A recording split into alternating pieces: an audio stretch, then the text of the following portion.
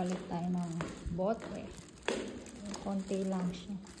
Dalawang plastic lang. Wala na kasi akong bigas. Tingnan natin kung ilang bigas ang mabibili ko dito. Baka 3 bigas lang ito. Wala na kasi akong bigas at pagkain doon. Sana tayo.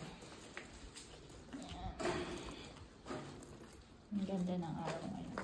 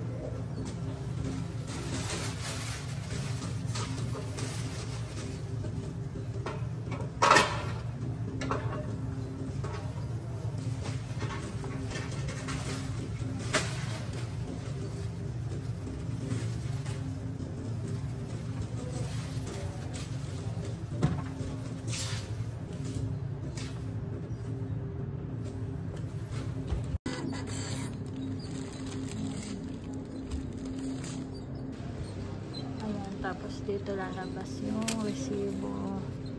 Nakaano ko. 6 euro. 6 na bigas. Mga 6 na bigas. Tara, kuha tayong basket. Yan guys, bali yung bote ko naka 6 euro ako dun. Bili tayo ng bigas. Magkano na ba ang bigas? Tingnan natin kung magkano ang bigas. Mahal ang bigas eh. Oh, 0.99. Ako po, ayan ang bigas to. Ito, 0.99. Isa. Ito na yung pinakamurang bigas eh. Dalawa.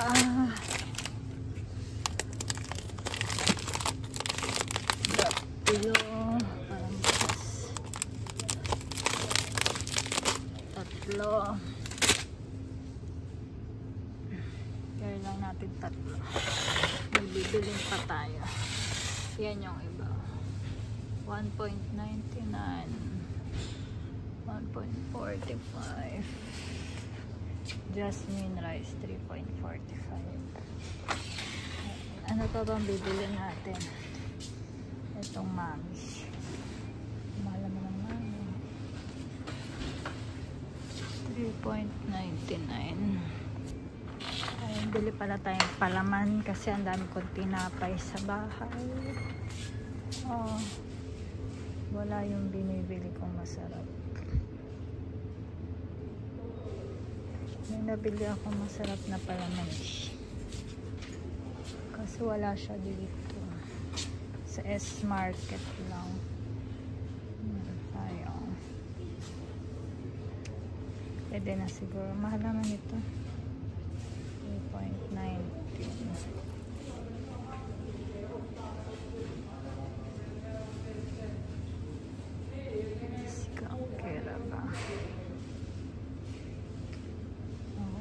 Pera ba na lang mamili?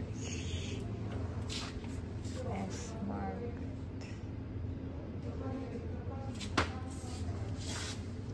Ano pang bibilin ko ba? Yan guys, ito yung napamili ko sa dalawang plastic ng bote.